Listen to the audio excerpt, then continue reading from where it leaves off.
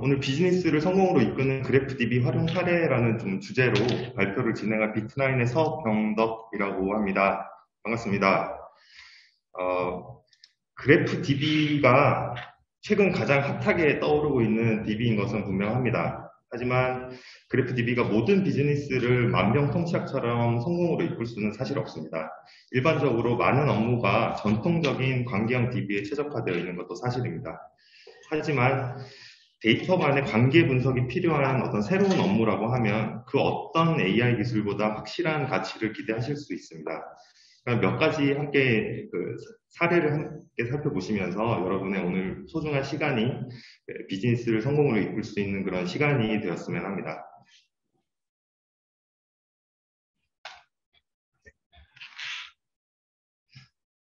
그럼 우선 그래프 데이터베이스에 대해서 좀 간단하게 좀 말씀드리겠습니다. 여러분 혹시 6단계 분리 법칙이라는 용어 들어보신 적 있으신가요? 평균적으로 6단계만 거치면 지구상의 대부분의 사람과 연결될 수 있다라고 하는 사회 이론입니다.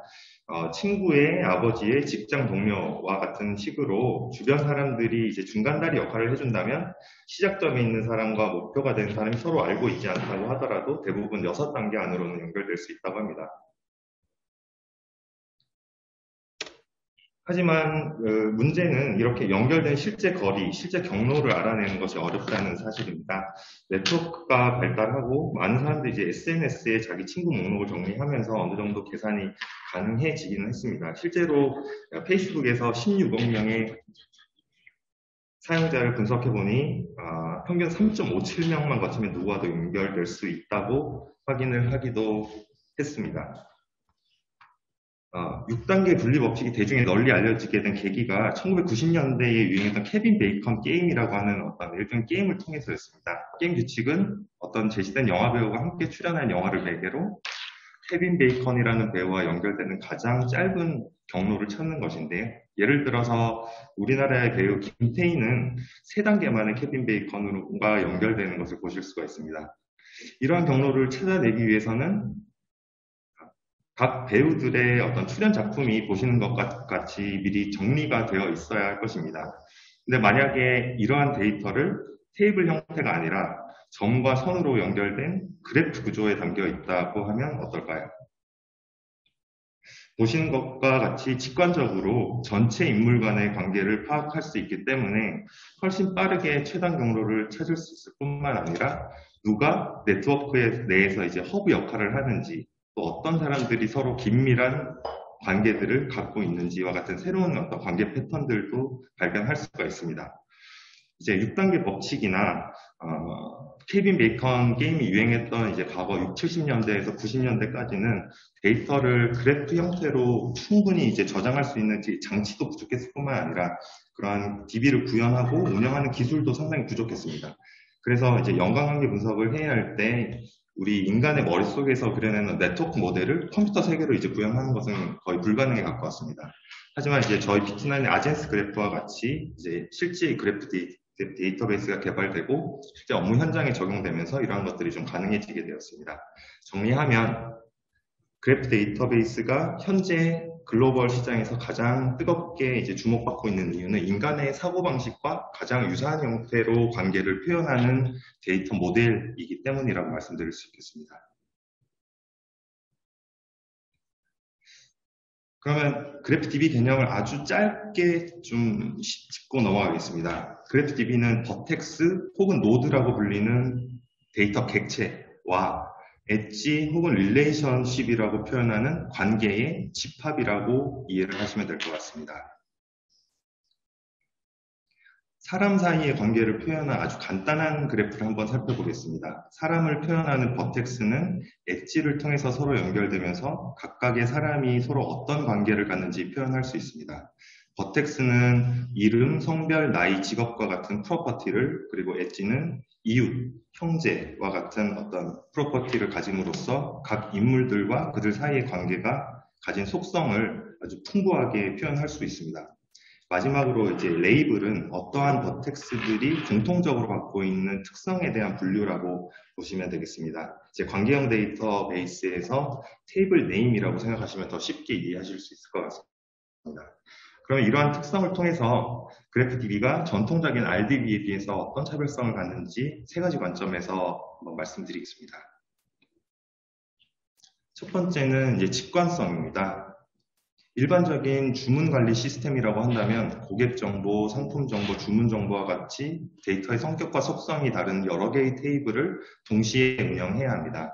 그래서 특정 주문 내역을 확인하려면 관련 정보가 적재되어 있는 여러 개의 테이블을 서로 참조하면서 연산을 하는 과정이 반드시 필요합니다. 그래프DB에서는 보시는 것과 같이 한눈에 쉽고 직관적으로 문제를 파악하실 수 있습니다. 빌이라는 고객이 어떤 면도기를 구매했는지 두 개의 버텍스와 하나의 엣지만으로 표현할 수가 있습니다. 그래프DB의 직관성을 좀 두드러지게 보여주는 예시를 좀 하나 보여드리겠습니다. 올해 초에 가장 사회적으로 뜨겁게 이제 논란이 되었던 것이 이제 LH 직원의 신도시 땅 투기 사건이었습니다. 보고 계신 표는 이제 언론에 기사화되었던 신도시적 토지 정보와 어떤 토지 소유주 정보를 담고 있습니다. 이 데이터를 한번 그래프DB로 구성해 보았습니다. 토지 정보와 소유주 정보를 버텍스로 구성하고 누가 어떤 땅을 보유하고 있는지를 확인하기 위해서 각 노드를 엣지로 연결했습니다. LH 직원은 빨간색 노드로 표현을 해서 LH 직원이 소유한 토지를 빠르게 파악할 수 있고 또 한 명의 소유주가 두 개 이상의 토지에 연관된 정황을 쉽게 육안으로 확인할 수가 있습니다. 만약에 알려진 토지 소유주 이외에 각 소유주의 지인관계 정보를 추가로 그래프에 구현할 수가 있다고 한다면 초록색으로 표현한 새로운 LH 직원이나 아니면 공무원, 고위공직자들의 차명 거래를 위해서 이제 연루된 정황도 직관적으로 파악할 수가 있을 것입니다. 두 번째 차별성은 유연성입니다. 잘 아시는 바와 같이 이제 정형화된 스키마가 없는 구조로 그래프DB는 갖고 있기 때문에 데이터의 어떤 속성을 추가하거나 전체 데이터의 구조를 변경해야 할 때 데이터 무결성이나 일관성과 같은 어떤 그 제약에서 상당히 이제 자유롭습니다. 이러한 장점 덕분에 이제 어떤 시스템을 개발할 때 빠르게 이제 개발하고 신속하게 어떤 변경 사항을 관리를 할 수가 있어서 계속해서 이제 급변하고 있는 어떤 비즈니스 환경에 상당히 유연하게 적용할 수 있다라는 장점이 있습니다. 마지막 세 번째는 연산 속도입니다. 알리사라고 하는 사람이 자크라는 사람과 어떤 관계에 있는지 질문을 했을 때 관계형 DB에서는 데이터를 탐색하기 위해서 각각의 테이블을 서로 참조하면서 매번 데이터를 이제 풀스캔하면서 조인 연산을 계속 해야만 합니다. 하지만 그래프DB에서는 노드 트래버싱 방식으로 다음에 연결된 노드를 탐색하기 때문에 훨씬 빠른 속도를, 연산 속도를 보여줄 수 있습니다. 이러한 데이터 관계가 서로 복잡하고 검색의 깊이가 깊을수록 RDB에 비해서 훨씬 우월한 연산 성능을 보여줄 수 있다는 점을 말씀드리고 싶습니다. 이 차트는 2013년 이후에 각종 DB들이 시장에서 얼마나 많은 관심을 받고 있는지에 대한 인지도 변화 추이를 나타낸 차트입니다. 그래프DB는 2014년부터 가파르게 상승하기 시작해서 2021년 4월 현재에도 압도적으로 많은 좀 주목을 받고 있습니다. 실제 국내에서보다는 해외에서 더 많이 알려지고 다양한 영역에 활용되고 있습니다. 그래서 시장에 이제 진출해 있는 많은 그래프DB 기업들이 대규모의 어떤 투자를 유치를 이미 하고 있고, 잘 아시는 코브스나 가트너와 같은 시장조사 기관에서는 연관관계 분석에 특화된 그래프DB가 앞으로는 인공지능, 빅데이터 분석 시장을 주도할 것이라고 예측하고 있습니다. 이제 데이터를 많이 모으고 효과적으로 적재하기만 해도 괜찮은 시대는 지나가고 있습니다. 앞으로 데이터 관계 분석 영역에서 그래프DB 도입을 고려하는 것은 선택이 아니라 필수인 상황이 이제 코앞에 있다고 말씀드릴 수 있겠습니다. 여러분 대부분 아마 그 어떤 기업이나 기관에 속해 있으면서 현재 담당하고 계시는 업무를 개선하고자 하는 어떤 계획이나 목표가 있을 것 같습니다. 그리고 그것을 위해서 이제 그래프DB를 활용할 수 있을지 궁금하기 때문에 이 세션에 참여하셨을 거라고 생각합니다. 그 질문에 대한 답변을 드릴 수 있기를 제가 바라면서 이제 지금부터 실제 이제 분석 환경에 그래프DB를 어떻게 접목했는지를 저희 레퍼런스를 바탕으로 한번 좀 말씀드려 보겠습니다. 그래프DB의 용도는 특정 산업이나 업무에 국한되지 않습니다. 데이터 간의 연관관계 분석이 필요한 분야라면 어디에나 적용할 수 있습니다. 뒤에 말씀드릴 사례들은 두 가지 공통점을 좀 갖고 있습니다. 첫 번째는 모든 사례가 이제 기존 업무에 활용하던 관계형 DB, RDB 기반에서 이런저런 방식으로 분석을 시도해 보다가 크고 작은 한계에 부딪히면서 그에 대안으로 그래프DB를 선택했다는 것이고, 두 번째는 이들 기업 혹은 기관이 모두 해당 분야에서 1위 기업이거나 어떤 디지털 트랜스포메이션을 선두에서 이끌어가는 어떤 기관이라는 점입니다. 그러면 제조, 금융, 공공, 교육 분야 각각의 사례를 좀 하나씩 말씀드리겠습니다. 먼저 선박 제조 설계 데이터 관리 시스템입니다. 보시는 것과 같은 어떤 대형 선박을 만드는데 필요한 부품 수가 얼마나 될까요? 대형 선박은 이제 종류와 용도가 서로 다르기 때문에 일정하지는 않지만 보통 몇만 개에서 몇십만 개에 이른다고 합니다. 그리고 이러한 부품을 사용해서 수백, 수천 개의 중간 모듈을 완성하고 그리고 그러한 모듈들을 하나씩 결합해 가는 방식으로 건조를 실시합니다. 이러한 과정이 통상적으로 1년에서 2년까지 소요되는 장기간 프로젝트라고 보시면 될 것 같습니다. 그리고 이러한 어떤 선박의 설계 도면을 그리는 데에만 보통 6개월에서 1년까지 걸릴 수 있다고 합니다. 설계될 종류도 말씀드린 그 중간 모듈의 수만큼 아마 나올 겁니다. 부품, 자재 정보, 그리고 설계 정보만 따져보더라도 쉽게 가늠하기 어려울 정도로 대규모 데이터인 것을 알 수 있습니다. 저희 고객인 이 조선소에서는 이러한 선박 건조와 관련된 방대한 데이터를 처리하기 위해서 대표적인 RDB인 오라클을 사용해 왔습니다. 오라클은 이제 대규모 데이터의 저장 관리 목적으로는 최적의 데이터베이스로 선호되고 있습니다. 하지만 이 오라클 DB를 사용하면서 세 가지 측면에서 문제에 직면했습니다. 첫 번째는 이제 보통 2년 가까이 걸리는 장기간의 선박 건조 기간 동안 부품 정보가 변경되거나 하청업체의 정보가 자주 바뀌는 상황이 발생하면서 이력 관리나 공정도 상에서 관계 정보 분석이 제대로 되지 않아서 후속 공정이 지연되는 상황이 발생했습니다. 두 번째는 이제 설계 변경이 필요한 상황이 수시로 이제 발생하면서 변경되는 설계 내용이 다른 지점에 어떤 영향을 줄 수 있는지에 대한 관계 정보 파악이 어려웠습니다. 마지막으로 수억 개의 데이터 테이블에 어떤 데이터 트랜잭션을 수백 명의 동시 접촉 사용자가 이제 진행하면서 처리 속도가 심각하게 저하되게 되었습니다. 그래서 이 조선소는 오라클 DB보다 훨씬 쿼리 속도가 빠르고 관계 분석에 용이한 DB를 찾게 되었고, 그에 가장 적합한 멀티모델 DB인 저희 BT9 아젠스 그래프를 선택하였습니다. 데이터 저장은 기존에 사용하던 오라클 DB를 활용하고 연관 관계 분석이나 시각화가 필요한 영역의 데이터만 따로 추출해서 이를 그래프 DB에 적재하고 조회하는 서비스를 구현했습니다.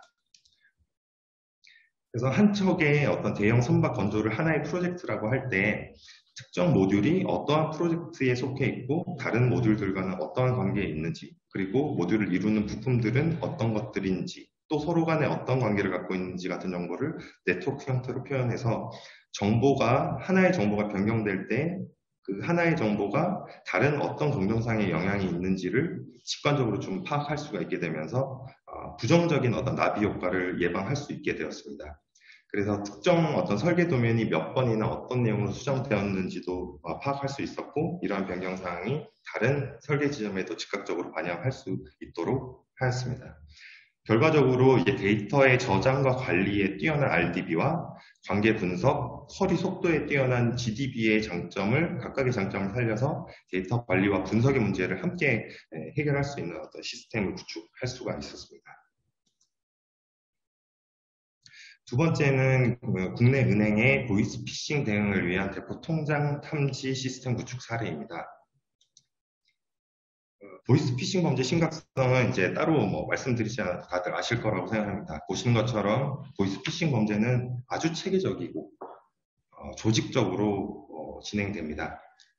우리 개인이 아무리 이제 조심하고 의심을 한다고 해도 다 당해낼 수 없을 정도로 이제 범죄 수법이 이제 날로 진화하고 있습니다. 제가 그 대포 통장 계좌 부분을 좀 파랗게 표시한 이유를 뒷부분에서 다시 좀 말씀을 드리겠습니다. 그래서 죄송합니다. 이러한 그 상황에 이제 대응하기 위해서 금융당국에서는 이상거래 탐지 시스템 구축을 의무화하고 시스템을 이제 지속적으로 보도할 것을 요구하고 있습니다. 이상 금융거래 대응하기 위한 일반적인 어떤 대응 절차를 보시면 위와 같은 의심 시나리오를 사전에 정의해 놓고 이를 바탕으로 정책을 수립해서 FDS 시스템에 반영한 다음에 이러한 시나리오와 같은 이제 상황이 발생하는 경우에 거래를 일시적으로 이제 정지시키거나 차단하는 방식으로 대응을 하고 있습니다. 이렇게 시나리오 베이스로 이상 행위를 판별하는 경우에 세 가지 문제가 있을 수 있습니다. 첫 번째는 이제 정해진 시나리오를 이외의 영역은 탐지할 수가 없다는 것이고, 두 번째는 해당 시나리오가 모두 범죄 행위에 해당되는 것이 아니기 때문에 정상적인 거래를 이상 거래로 판단하는 경우가 발생한다는 것입니다. 그리고 마지막으로 기존 전통적인 FDS의 경우에는 FDS 담당자가 새로운 어떤 범죄 수법에 대응하기 위한 시나리오를 새로 이제 적용하는 단계에서 기존 범죄 데이터 그리고 개인의 어떤 경험을 바탕으로 해서 이상행위 가설을 세우고 이러한 것을 이제 증명하기 위해서 계속해서 데이터를 분석하고 또 대부분의 가설들이 기각되고 이러한 소모적인 절차가 계속적으로 반복되는 것이 문제였습니다. 그래프 데이터베이스 기반의 FDS 시스템은 이러한 어떤 기존의 전통적인 FDS의 한계라고 할 수 있는 미탐 영역을 최소화하고 탐지 결과의 정확도를 향상시키는 데 목표를 두고 출발했습니다. 계좌 간의 이제 거래 관계를 그래프 구조로 모델링을 하고 거래 행위 그리고 객체 관계 기반으로 이상 행위를 탐지하는 방식입니다. 이러한 기능을 구현하는 데는 모티프 분석이라는 어떤 분석 기법이 적용되었습니다. 간단하게 좀 말씀을 한번 드리겠습니다. 모티프는 어떤 일정한 수의 노드로 만들어낼 수 있는 그 패턴입니다. 전체 그래프에서 일부분을 떼어낸 서브 그래프라고 보시면 될 것 같습니다. 전체 그래프에서 나타나는 어떤 이러한 모티프의 유형을 분류하고 정상행위와 이상행위 각각에서 나타나는 모티프의 출현 빈도를 이제 통계 점수로 나타낸 다음에 이러한 빈도의 차이가 큰 패턴을 위심 패턴으로 이제 지정을 합니다. 이러한 방식을 이제 반복적으로 수행을 하면 의심 패턴 데이터가 계속해서 이제 누적이 될 것이고 이러한 의심 패턴의 데이터를 범죄 유형의 어떤 샘플 데이터로 판단하는 그러한 방식입니다. 그래서 저희 그 고객인 해당 은행에서는 보이스피싱 범죄의 대부분이 대포 통장을 통해서 일어난다는 점에 착안해서 새로운 대포 통장 탐지 시스템을 구축하고자 하였습니다. 처음에 보여드렸던 어떤 그 범죄 구조도에서 범죄 구조에서 대부분의 이제 보이스피싱 범죄가 대포 통장을 거치지 않고서는 범죄가 일어나기 힘든 구조를 갖고 있기 때문에 대포 통장을 찾아내는데 중점적으로 포커싱하였습니다. 그래서 기존 DB에 저장되어 있던 고객 정보, 100만 개 이상의 어떤 계좌 정보, 그리고 하루 1억 건 이상의 거래 정보, 그리고 이미 알려진 보고된 금융사고 정보 같은 것들을 그래프 DB에 적재하고 각 데이터들을 6가지 유형으로 분류해서 모델링을 하였습니다. 그 다음에 이제 구축된 그래프 모델에서 계좌 간 거래 행위 패턴과 계좌 간 관계 패턴을 따로 분석해서 이상 행위에 사용되는 대포 통장이라고 의심할 만한 가설들을 새롭게 이제 도출할 수가 있었습니다. 보여드리는 그림은 이제 일종의 그냥 예시라고 보시면 될 것 같습니다. 간단한 예를 들면 2개 이상의 대포 통장과 연결된 정상 통장은 의심 계좌, 그리고 고객이 대포 통장과 전화번호를 똑같은 그 고객 정보를 공유를 한다고 하면 그것은 대포 통장으로 의심할 수가 있고, 그리고 예를 들어 대포 통장이 기존의 어떤 대포 통장이 고액을 송금했던 어떤 타행 계좌와 똑같이 거래 내역이 있는 계좌를 의심 계좌로 분류한다든지, 아니면 ATM 그 출금 한도 이상의 출금을 빠르게 하기 위해서 빠른 시간 안에 송금하고 이런 것들을 분산 출금하는 이러한 패턴들이 있을 수 있었습니다. 시나리오 기반 FDS와의 이제 가장 큰 차이점이 여기서 나타납니다. 기존 FDS의 시나리오는 특정한 상황을 이제 가정하기 때문에 범죄자들이 미리 이러한 시나리오를 알고 있는 경우에는 이를 피해갈 수 있는 여지가 충분히 있습니다. 하지만 그래프 기반으로 도출한 이러한 관계 패턴은 하나씩 따로 떼어내서 들여다보면 이상점을 찾기 힘든, 바꿔 말하면 일반적으로 자주 발생할 수밖에 없는 거래 패턴이기 때문에 범죄 집단이 이러한 그 정보를 사전에 알고 있다고 하더라도 이를 피해가기가 거의 불가능하다는 점입니다. 그래서 그래프 기반의 FDS를 활용해서 금융 사기 거래 패턴과 계좌 간 연관관계를 정의해서 기존 FDS에서는 발견할 수 없었던 새로운 대포 통장 탐지가 가능하게 되었습니다.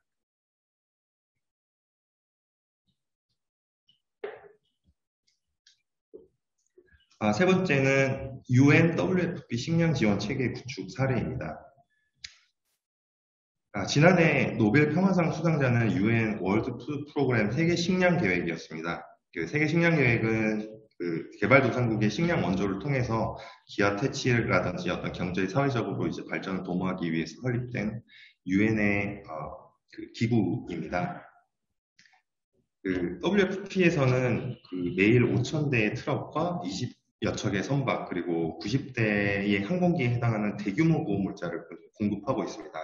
그리고 이러한 식량과 구호물자를 80여 개국의 9천만 명의 사람들에게 효율적으로 이제 공급하기 위해서 WFP에서 근무하는 200여 명의 식량 안보 분석가들이 이러한 방대한 양의 데이터를 효율적으로 이제 관리하고 분석할 수 있도록 어떤 방안을 찾아야만 했습니다. WFP에서는 이제 경제 상황이나 어떤 지리 공간 분석 등이 포함된 다양한 데이터를 수집하고 각 실제 개인 가정의 상세한 상황을 파악하기 위해서 더 수많은 가정과 식품 공급 업체를 통해서 이제 설문조사를 진행하고 이를 축적한 데이터를 분석하는 과정에서 두 가지 어려움에 이제 봉착하게 되었습니다. 첫 번째는 위험에 처한 모든 지역의 건강, 생계와 같은 어떤 그 다양한 변수를 포함해서 통합 표준을 만드는 것이 거의 불가능에 가깝다는 일이었고, 두 번째는 다양한 관계에 있어서 다양한 많은 변수가 존재한다는 점이었습니다. 결론적으로 이제 데이터를 표준화하거나 정형화하는 것이 거의 불가능한 그러한 상황이었습니다. 그래서 분석가들은 이 엄청난 양의 데이터를 관리하고 분석하기 위한 어떤 방법을 찾던 중에 저희 기트나인의 아젠스 그래프 DB에서 해결책을 찾을 수 있었습니다. 보시는 그림은 아주 심플한 어떤 그 모델링, 그래프 형태로 이제 모델링하는 과정을 보여드리는 장표입니다. 어떤 식품군, 특정 식품군을 소비하는 과정과 어떤 그 식품군이 함유하고 있는 영양소 정보, 그리고 어떤 그 해당 식품군을 전반적으로 그 소비하는 그 가정의 어떤 그 집단을 군집화해서 이러한 어떤 그 예제 패턴들을 바탕으로 해서 그래프 데이터에서는 이제 다음과 같은 그래프 데이터베이스를 통해서 이제 처리를 해왔을 때 다음과 같은 뭐 몇 가지 결론을 도출할 수가 있었습니다. 첫 번째는 영양실조 문제가 아주 심각한 어떤 가정을 파악할 수가 있었고, 두 번째 어떤 그 적절한 영양 교육이 이루어지지 않아서 어떤 식품을 소비하지 못하는 그 가정에 대해서 영양 교육 프로그램을 기획을 할 수가 있었고, 마지막으로 그 식량 지원을 위해서 제공된 어떤 그 자원을 식량을 구매하기 위해서 사용하는 것이 아니라 엉뚱한 용도로 사용하는 어떤 사례들을 적발을 해서 그러한 부분을 개선할 수 있는 솔루션을 구상을 하게 되었습니다.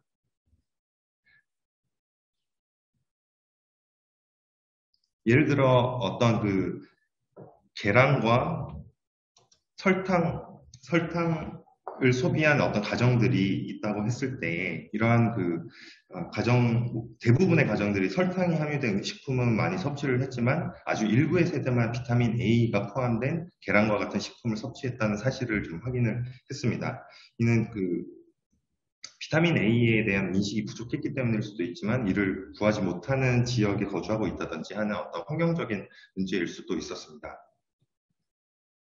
그래서 설탕 함유 식품을 일주일 동안 하루도 빠짐없이 구매하고 비타민 A 식품은 한 번만 구매한 이력의 케이스들을 좀 조회를 했을 때 나타나는 결과로부터 이제 도출할 수 있는 결과는 지원금으로 이제 비타민 A가 함유된 식품을 충분히 이제 구매할 수 있음에도 불구하고 설탕 함유 식품만 이제 구매한 가정을 찾아낼 수가 있었고, 이런 것들을 바탕으로 해서 비타민 A에 대한 중요성이 그 인식이 부족한 가정에 영양 교육을 진행하고, 또 지원금 대신 어떤 그런 비타민 A가 함유된 식품으로 교환할 수 있는 바우처를 제공하는 형태의 솔루션을 이제 제공할 수가 있었습니다.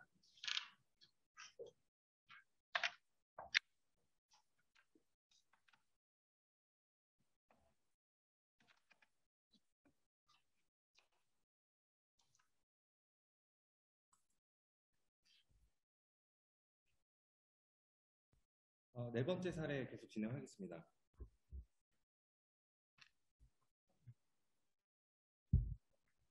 네 번째 사례 계속 진행하겠습니다. 네 번째는 출입국 범죄자 탐지 솔루션입니다.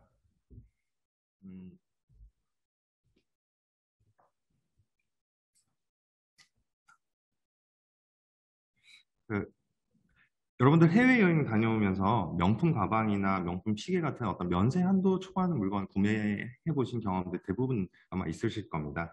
문제는 이제 입국을 할 때 이걸 자진 신고하고 세금을 낼 것인가, 아니면 그냥 난 안 걸리겠지라고 생각하고 그냥 통과를 시도할 것인가라고 하는 부분에서 어떤 심한 내적 갈등을 겪게 되는데요. 자진 신고를 하고 세금을 내고 나서 신고를 안 하고도 무사 통과했다는 이제 사람들 얘기를 들으면 괜히 이제 손해를 본 것 같고, 세관 검사는 진짜 복불복인가라는 생각이 들기도 합니다. 그럼 정말 세관 검사가 복불복이거나 아니면 직원들이 일을 열심히 안 해서 그런 걸까요? 그 인천공항으로 입국하는 일일 평균 입국자 수는 코로나 이전의 이제 기준이기는 하지만 하루 평균 이제 10만 명이라고 합니다. 그리고 인천 세관에서 근무하는 직원의 수는 약 440명이고요. 실제 현실적으로 전수조사를 하는 것이 물리적으로 불가능한 상황입니다. 그리고 전수검사를 하지 않는 또 하나의 이유가 더 있습니다. 저희와 같은 일반적인 여행자가 아니라 저희와 같은 일반적인 여행자가 어떤 그 세관의 타겟이 아니라 그보다 훨씬 위험한 마약이나 어떤 총기류, 불법 복제 의약품 같은 것들을 밀수를 하는 범죄자들을 잡아내는 것이 사실은 더 우선적인 과제이기 때문입니다. 한번 이제 적발이 된 적이 있는 범죄자들은 그 똑같은 방식으로는 범죄 행위를 다시 시도하지 않습니다. 자신이 이제 블랙리스트에 올라와 있다는 것을 알고 있기 때문입니다. 그리고 이러한 범죄자들은 다른 동행 여행자를 이용합니다. 세관의 고민은 여기서 이제 출발합니다. 범죄자와 동행자 연관 분석 모델을 어떻게 만들 것인가. 현재는 이제 엑셀로 이제 출입 예정자 목록을 다운로드 받고 이러한 부분을 단순히 계속해서 반복 조회를 하면서 개별적으로 이제 연관 분석을 수행을 해보려고 노력을 했습니다. 하지만 승객 정보라든지 승객 예약 정보, 그리고 어떤 그런 다양한 100만여 건 이상 발생하는 그런 어떤 트랜잭션 데이터를 연관 분석할 수 없는 RDB의 한계에 직면하게 되었습니다. 그래서 이 세관에선, 이 기관에서는 이러한 의심 여행자를 타겟팅 할 수 있는 그런 고도화 방안을 요청하고 있었습니다.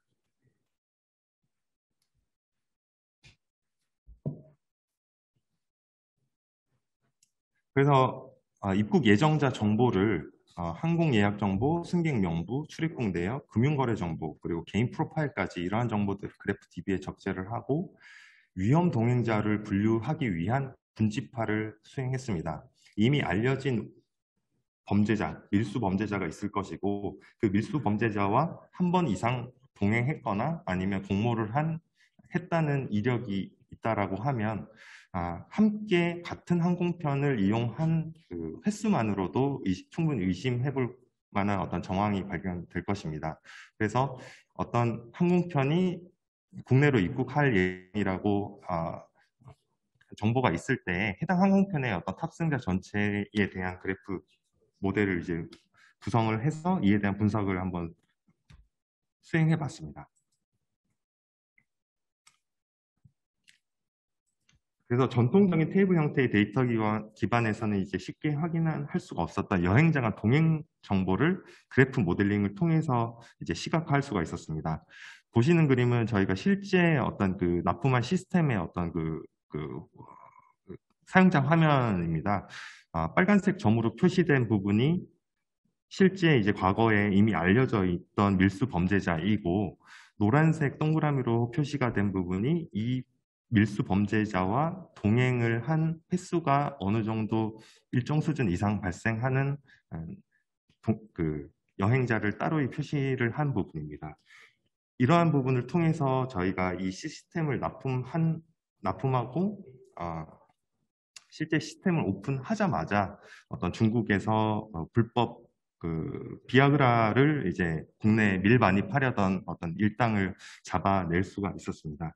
그리고 실제 이 기관에서는 기존 시스템으로 이제 분석을 했을 때에 비해서 동행자 분석 시간이 기존 2시간에서 약 1분으로 단축이 되었고, 불법 휴대폰 적발 비율도 최대 이제 6배 정도로 향상되었다고 발표를 하였습니다.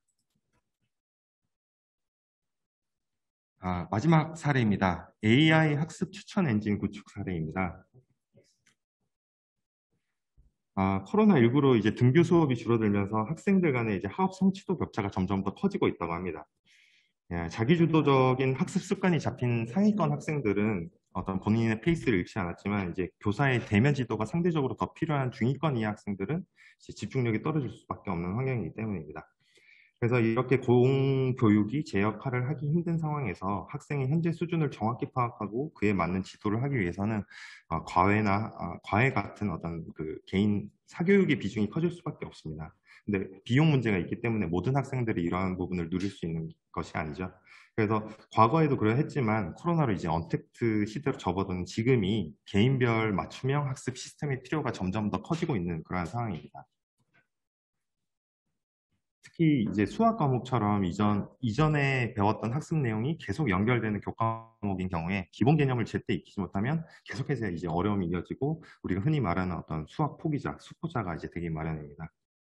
그래서 학생 개개인별 맞춤형 커리큘럼을 구성하기 위해서는 이제 정해진 어떤 뭐 진도, 일정이 이런 것에 상관없이 자유롭게 어떤 다양한 단원을 오가면서 학습을 할 수 있도록 해야 되는데, 이런 것들을 이제 구현하기 위해서는 지식 개념들이 서로 연결된 네트워크 구조로 구성이 되어 있어야 합니다. 그리고 각 학생 개개인의 학습 결과를 바탕으로 해서 현재 학생의 지식 상태를 이제 파악할 수가 있어야 합니다. 저희 고객인 교육 기업에서는 이미 이러닝 시스템에서 출발한 학습 관리 시스템이라고 하는 LMS 시스템을 운영하고 있었습니다. LMS 시스템은 에듀테크의 한 영역인데, 전반적인 학사 관리 시스템으로서 이제 출발을 했지만, 이 교육 효과를 이제 극대화하기 위해서 점점 이제 진화를 해야 되고, 그리고 이제 가장 중요한 어떤 이슈가 가르치는 사람과 배우는 사람 상호 간의 어떤 소통을 통해서 개인별로 이제 커리큘럼을 제공하고 교육 콘텐츠를 이제 제공하는 어떤 그런 고도화 이슈가 가장 큰 과제였습니다. 그래서 이 국내의 민간 교육 분야의 이 선두 기업은 이 부분에서 이제 구축을 하기 위해서 기존 LMS 시스템에 이제 그래프 데이터베이스를 이제 접목하는 방식을 이제 채택했습니다.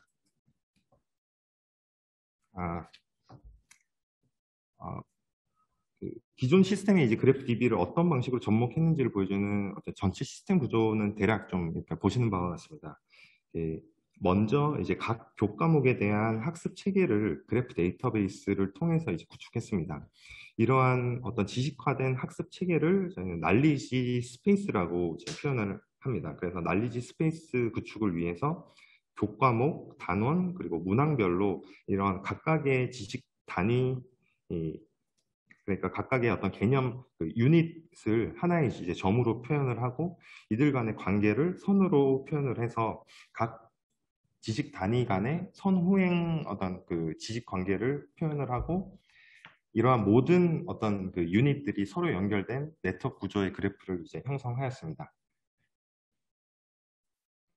그리고 이러한 어떤 난리지 스페이스를 기반으로 해서 학생 개개인에 대한 맞춤형 이제 교육 서비스를 구현했습니다. 학생이 이제 풀이 정보를 기반으로 해서 학습 상태를 객관적으로 이제 측정하고 취약한 분석을 분석한 다음에 사전에 구성되어 있는 어떤 난리지 스페이스 내에서 학습 경로를 산출을 하고 해당 학생만을 위한 어떤 추천 학습 경로를 이제 제공할 수가 있었습니다. 이 단순히 어떤 그 평가 점수에만 그 근거로만 어떤 획일적인 커리큘럼을 이제 제공하는 것이 아니라 실시간으로 어떤 개인별 진도라든지 개인별 어떤 그 학습 집중도라든지 몰입도 그리고 성실성 같은 어떤 그 개인의 성향까지 모두 분석을 할 수가 있어서 모든 어떤 교육 과정을 개인별로 다르게 제시하는 그 학습 추천 시스템을 그래프DB를 통해서 구축을 할 수가 있었습니다. 그러면 저희 그 사례를 소개를 여기까지 마치고요. 저희 비트나인 소개를 간단하게 좀 드리겠습니다. 저희 회사는 2013년도에 좀 설립이 되었고, 2010년도 그러니까 그래프DB라는 것이 국내는 거의 알려지지 않았고, 해외에서도 뭐 구글이라든지 이러한 그 리딩 IT 업계에서만 이용하던 그런 때에 저희는 이제 그때부터 한우물 그래프 데이터베이스라고 하는 한 영역, 한우물만 꾸준히 이제 파온 그런 기업입니다. 그를 통해서 계속해서 여러 가지 이제 그래프 기술에 어떤 특화된 인공지능 기술을 좀 보유를 할 수가 있었고, 국내외에 약 한 40군데 레퍼런스를 보유할 수가 있었습니다.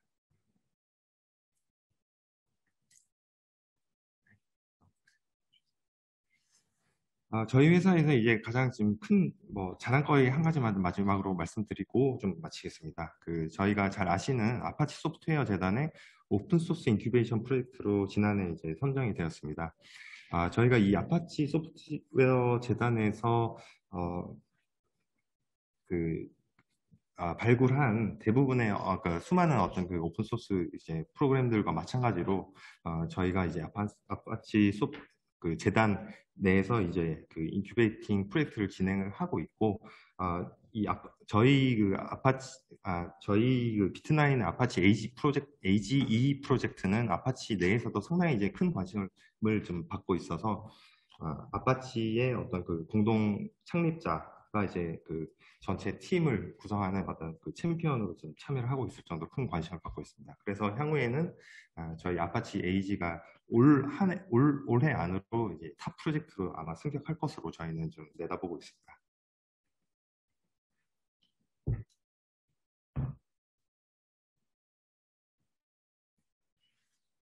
그리고 한 가지 더 좀 소개를 좀 드리겠습니다. 저희 AG 클라우드 익스프레스라고 하는 저희가 그래프 데이터베이스를 이제 쉽고 빠르게 누구나 편리하게 좀 이용하실 수 있도록 클라우드 서비스를 근본에 좀 런칭을 하게 되었습니다. 이런 부분은 따로 이제 어플리케이션이나 에이전트를 설치를 할 필요 없이 단순히 웹 기반에서 계정을 만들고 로그인만 해도 이러한 부분 그래프 데이터베이스의 어떤 활용 그리고 단순한 어떤 쿼리를 수행해 볼 수 있는 그런 체험의 도구로서 활용을 하실 수가 있습니다. 이러한 부분을 통해서 실제 이제 그래프 데이터베이스를 접하고 더 많은 좀 이해를 하실 수 있는 좀 기회가 될 수 있었으면 좋겠습니다.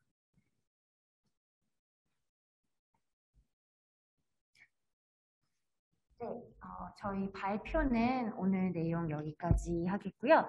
이제부터 질의응답 시간을 가질 건데 저희가 발표 사전 등록을 하면서 이제 미리 물어보고 싶은 질문들에 대해서 좀 질문을 받았고 그 질문들 중에서 너무 많이 감사하게도 질문을 주시고 관심을 주셔서 다 저희가 다 답을 해드리기는 어렵고 왜냐면 기술에 대해서 대의비가 있는 내용들도 좀 있더라고요. 그래서 조금 그런 내용들에 대해서는 저희한테 문의를 주신 그 고객사나 참여자한테 저희가 직접 연락을 드리거나 그렇게 해서 좀 답변을 드리고 하고요. 지금 저희 참석하신 참석자들 대부분이 많이 관심을 가지고 계실 질문 한 3가지 정도를 저희가 뽑아서 이 질문들에 대한 답변을 조금 지금 얘기를 드리려고 해요.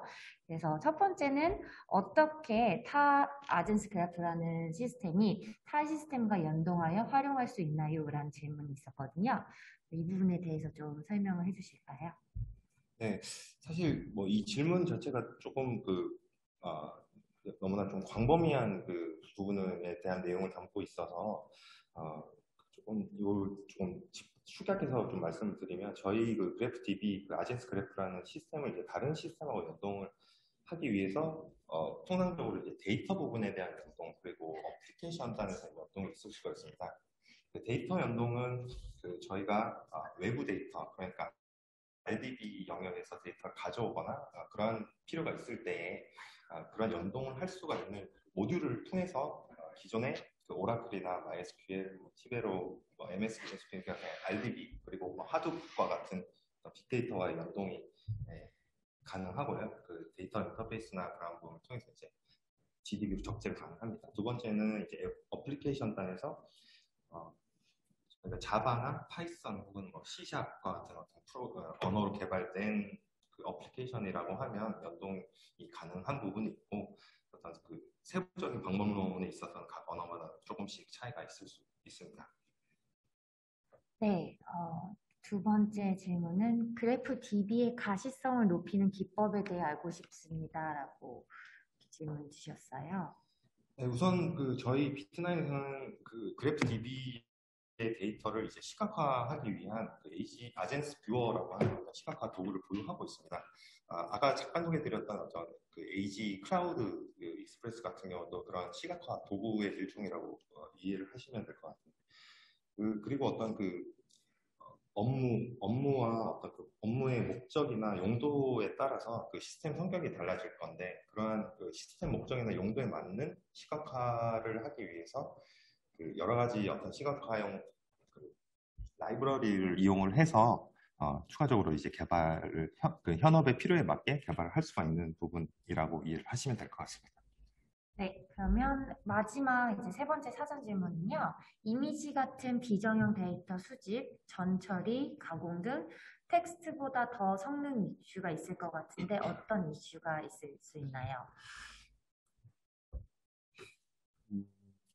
우선 그 저희 비트나인의 아젠스 그래프는 그 멀티 모델 데이터베이스입니다. 그 아까 말씀드렸다시피 RDB 영역과 GDB 영역이 각각 구성이 되어 있기 때문에 데이터들을 하나의 데이터라고 해도 각각 적재를 할 수가 있고 각 영역별로 상호적으로 참조를 할 수가 있습니다. 그래서 이미지와 같은 어떤 비정형 데이터는 RDB 영역에 담아서 그리고 실제 사용할 때는 GDB에서 뭐 조회를 하는 형태로 이제 활용을 할 수가 있겠습니다. 그리고 근데 사실 기본적으로는 이미지 데이터가 일반적으로 사이즈가 되게 좀 크거나 뭐 그런 이슈들이 있기 때문에 DB에 이제 직접 적재를 하는 것보다는 특정 리포지터리 경로에 미리 저장을 하고 DB에서는 이제 저장된 경로를 통해서 어플리케이션 단에서 불러오는 방식으로 하는 것이 성능 면에서는 좀 유리할 수 있다라는 말씀을 드릴 수 있겠습니다.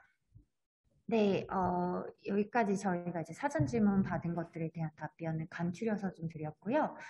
추가적으로 주셨던 사전 질문들은 저희가 질문해주신 분들에게 별도로 다시 연락을 드리도록 할게요.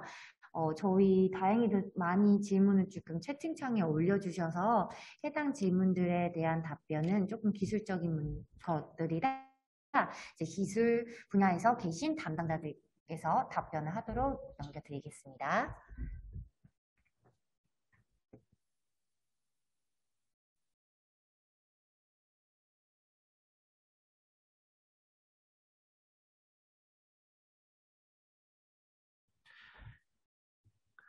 네, 안녕하세요. 그 비트나인의 그래프 인공지능 센터 담당자인 하경균 센터장입니다. 그 질문 내용들 중에서 익명 참석자 분께서 남겨주신 질문부터 제가 차례대로 이제 답변을 드리도록 하겠습니다. 아마 난리지 그래프 관련한 질문인 걸로 보이는데요. 어떤 문항과 같은 콘텐츠 데이터 이런 것들까지 이제 그래프 데이터베이스에 저장을 하는가요? 데이터를 어디까지 그래프 데이터베이스에 저장을 하는 게 좋을지 궁금합니다. 이런 질문입니다. 사실 굉장히 그 소프트웨어를 설계를 하는 데 있어서 굉장히 중요한 질문인 것 같아요. 이게 데이터베이스의 활용 범위를 어디까지 보느냐에 대한 질문인데 사실 이거에 있어서 어떤 아주 모범 답안이라고 이야기를 하는 거는 사실은 없다라고 말씀드릴 수가 있을 것 같아요.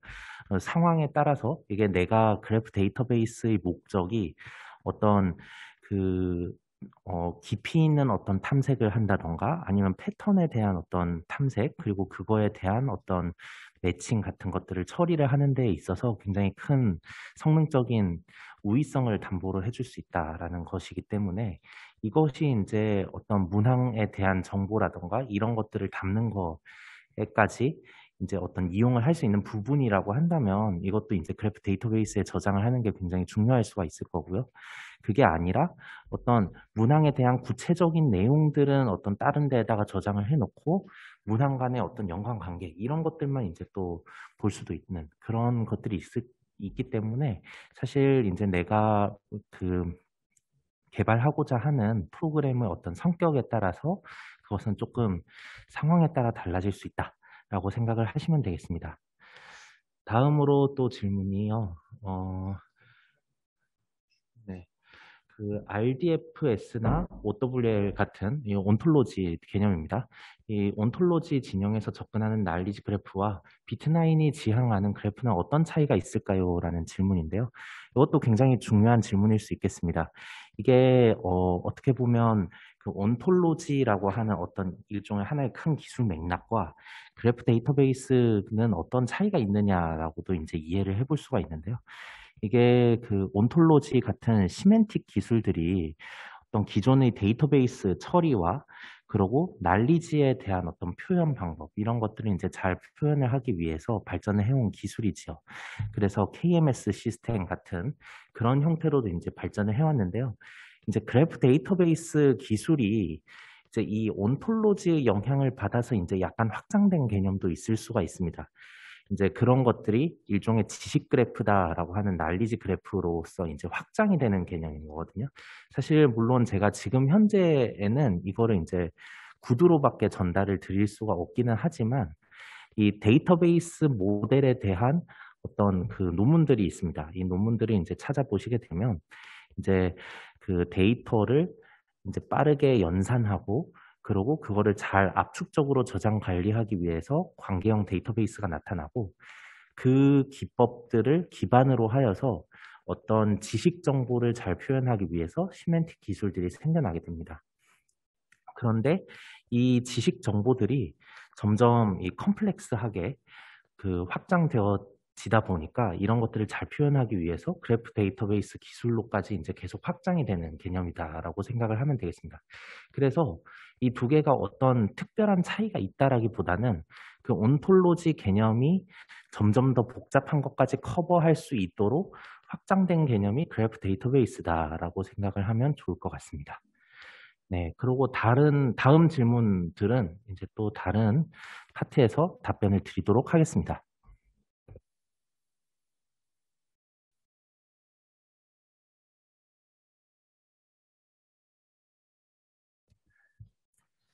네, 안녕하십니까. 저희 회사에서 아젠스 그래프 기술 지원을 하고 있는 김영우라고 합니다. 질문 주신 것 중에 그 노드와 속성값으로 넣는 데이터를 어떻게 구분할 수 있는지 궁금합니다라고 질문을 주셨는데요. 그 노드는 그 프로퍼티라는 그 속성을 가지고 있습니다.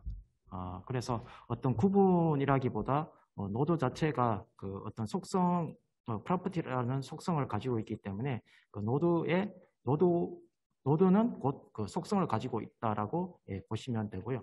따로 이제 구분을 할 필요는 없을 것 같습니다.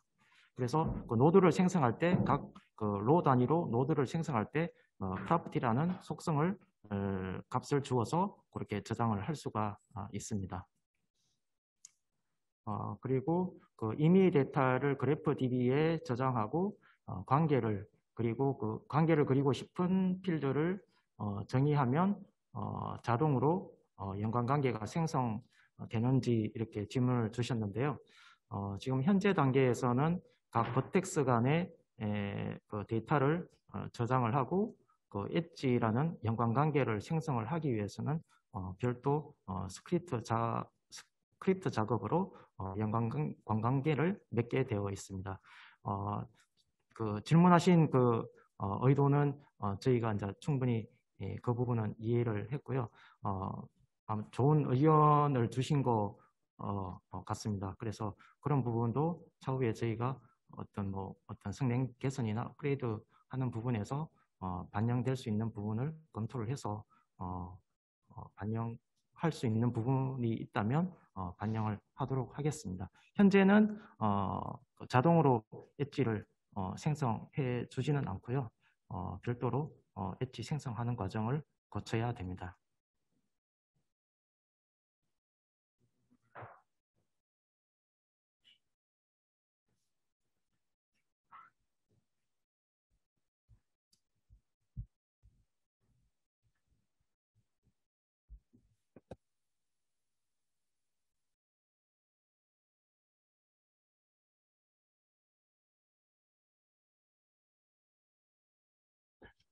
네, 그리고 마지막으로 김승규님의 질문 답변 드리도록 하겠습니다.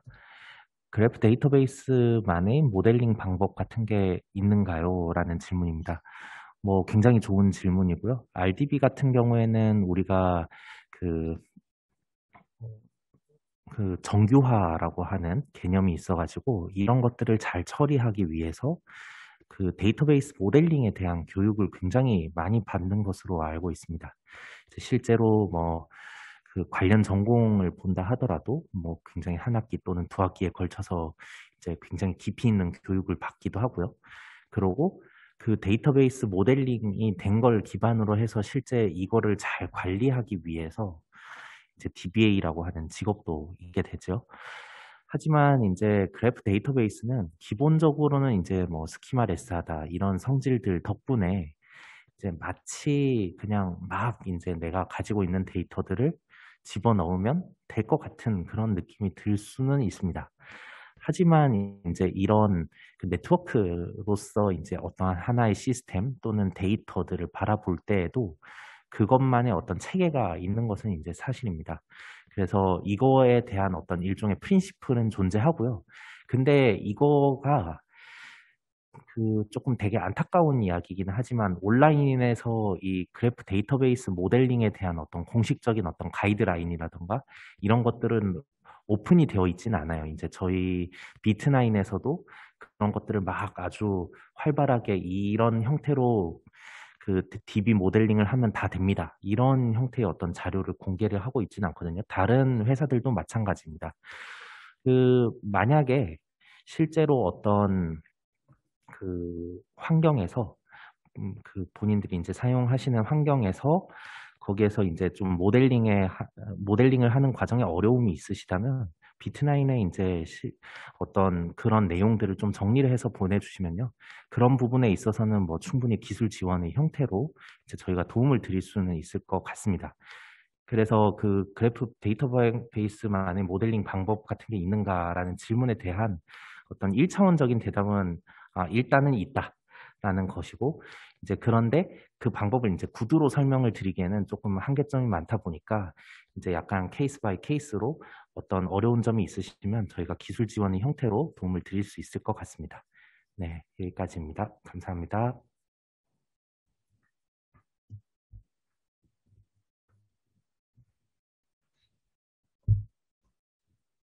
네, 지금까지 질문들이 더 없으시면은 일단 오늘의 발표는 지금 마무리를 하겠고요. 혹시 추후에라도 추가적인 질문이 있으시다면은 저희 이메일 받으신 담당자 이메일로 질문을 주시면은 저희가 답변을 메일로 보내드리도록 하겠습니다. 오늘 긴 시간 동안 발표 참여해 주셔서 감사드리고요. 그리고 지금 이제 웨비나를 종료를 하게 되시면 바로 설문조사를 할 수 있는 페이지로 넘어가게 될 거예요.